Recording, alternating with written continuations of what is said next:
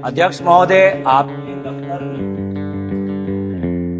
अगर क्या हो रहा है, क्या दरखास्त दी गई है, आप खुद ही आप इस सदन के रक्षक हैं।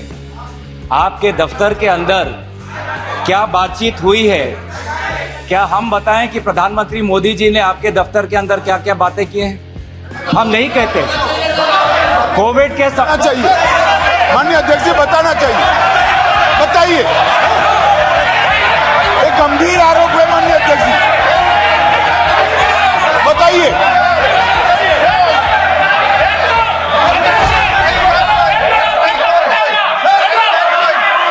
सर, प्रधानमंत्री जी का प्रधानमंत्री जी का नाम लेते हुए और चेयर का नाम लेते हुए ऐसा अनाप शनाप आरोप नहीं लगा सकते। वो उनको बताना चाहिए। दफ्तर में जो बात हम आपके विश्वास में रखते हैं और आप जो बात हमें कहते हैं उसकी भी विश्वसनीयता हम बचा के रखते हैं। एक मिनट आप सब एक मिनट बैठिए, एक मिनट मैं बैठा हूं ना। माननीय सदस्य, कभी भी कोई भी विषय, ये मेरा चेंबर भी सदन है, आप जानते हैं, वरिष्ठ नेता हैं, कभी भी ऐसी टिप्पणी नहीं करना चाहिए जिसका कोई तथ्य और सत्य ना हो। मेरा कहना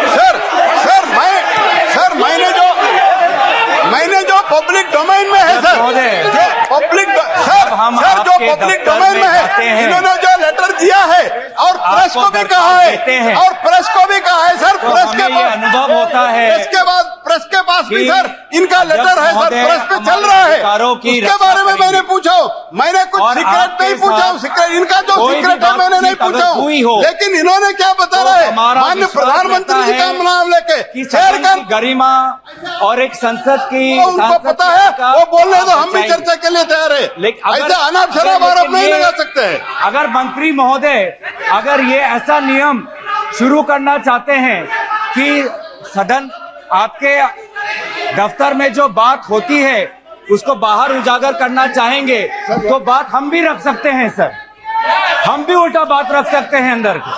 तो इस प्रकार के आप संसदीय मंत्री हैं,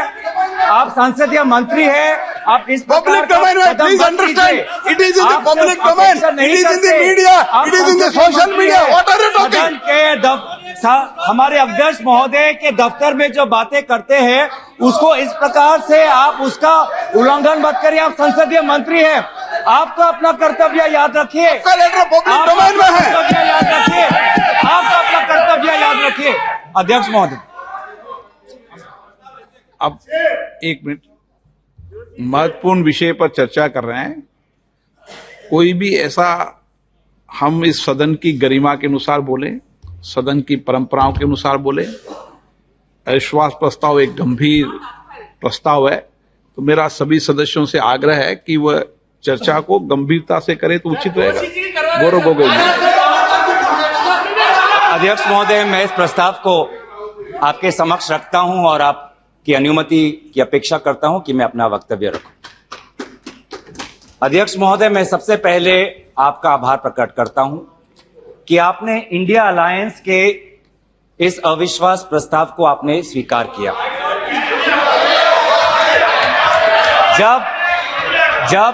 जब आपने पूछा कि इस अविश्वास प्रस्ताव के समर्थन में कौन कौन खड़ा है, तो मैं इस मंच से हमारे सारे इंडिया अलायंस दलों के सांसदों को मैं धन्यवाद और आभार प्रकट करता हूं।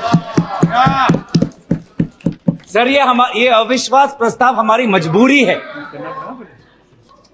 ये हमारी मजबूरी है कि हम अविश्वास प्रस्ताव हमें लाना पड़ा, क्योंकि ये बात कभी भी संख्या की नहीं थी, ये बात हमेशा इंसाफ की थी, मणिपुर के इंसाफ की। आप पहले प्रस्ताव रख दो। आप पहले सर, प्रस्ताव मैंने आपकी अनुमति मांगा, मैं प्रस्ताव आगे करता हूं। मैं शुरुआत में उनकी अनुमति मांगी। ये इंसाफ मणिपुर की है, मणिपुर के लिए है, इंसाफ है। मैं पढ़ू, महोदय, मैं निम्नलिखित प्रस्ताव पेश करता हूं कि ये सभा मंत्री परिषद में विश्वास का भाव व्यक्त करती है।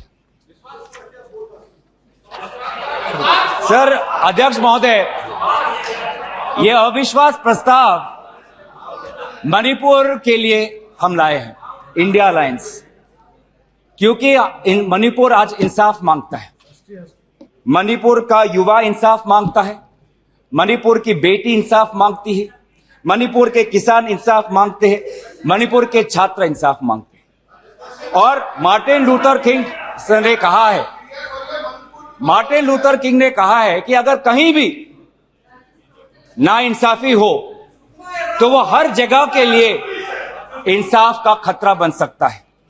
Injustice anywhere is a threat to justice everywhere. तो ये जो घटनाएं मणिपुर में हो रही है, इसको ये हम ना समझे कि उत्तर पूर्वांचल के किसी कोने में हो रहा है, ये भारत में हो रहा है। सर, अगर मणिपुर जल रहा है तो भारत जल रहा है, अगर मणिपुर में आग लगी है तो भारत में आग लगी है, अगर मणिपुर विभाजित हुआ है तो भारत विभाजित हुआ है। तो आज हम सिर्फ मणिपुर की बात नहीं कर रहे, हम भारत की बात कर रहे हैं। सर, हमारी मांग स्पष्ट थी कि देश के मुखिया होने के नाते प्रधानमंत्री सदन में आए, अपनी बात रखे, अपनी संवेदना प्रकट करे और उस पर सारे पार्टी समर्थन दे और मणिपुर को एक संदेश जाए कि इस दुख की घड़ी में पूरा सदन मणिपुर के साथ है, हम मणिपुर में शांति चाहते हैं। यह हमारी अपेक्षा थी, लेकिन अफसोस की बात है कि ऐसा नहीं हुआ। प्रधानमंत्री महोदय ने एक मौन व्रत लिया कि सदन में ना लोकसभा में कुछ बोलेंगे, ना राज्यसभा में कुछ बोलेंगे, और इसीलिए अध्यक्ष महोदय ये नौबत आनी पड़ी कि हम अविश्वास प्रस्ताव के द्वारा प्रधानमंत्री मोदी जी का मौन व्रत हम तोड़ना चाहते हैं। सर, साफ साफ 3 सवाल है प्रधानमंत्री महोदय से। सवाल पहला कि आज तक वो मणिपुर क्यों नहीं गए? राहुल जी गए, इंडिया अलायंस के विभिन्न पार्टीज गए, गृह मंत्री जी गए, एमओएस होम गए, पर देश के मुखिया होने के नाते प्रधानमंत्री मोदी जी क्यों नहीं गए? ये है सवाल पहला। सवाल दूसरा कि लगभग 80 दिन क्यों लगे प्रधानमंत्री मोदी जी को मणिपुर पे कुछ बोलने के लिए, और जब बोले तो सिर्फ 30 सेकंड के लिए बोले,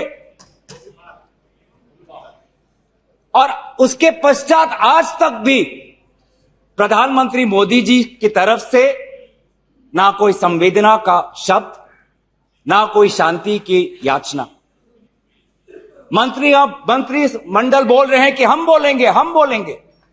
आप बोलें, आपको किसी ने नहीं रोका, लेकिन प्रधानमंत्री मोदी जी एक प्रधानमंत्री होने के नाते उनके शब्दों में जो महत्व है वो किसी मंत्री के शब्दों में नहीं है। माफ कीजिएगा, प्रधानमंत्री मोदी जी अगर प्रधानमंत्री होने के नाते एक शांति की पहल करें, उस कदम में जो ताकत है वो किसी मंत्री या किसी सांसद में वो ताकत नहीं है, एक प्रधानमंत्री होने के नाते।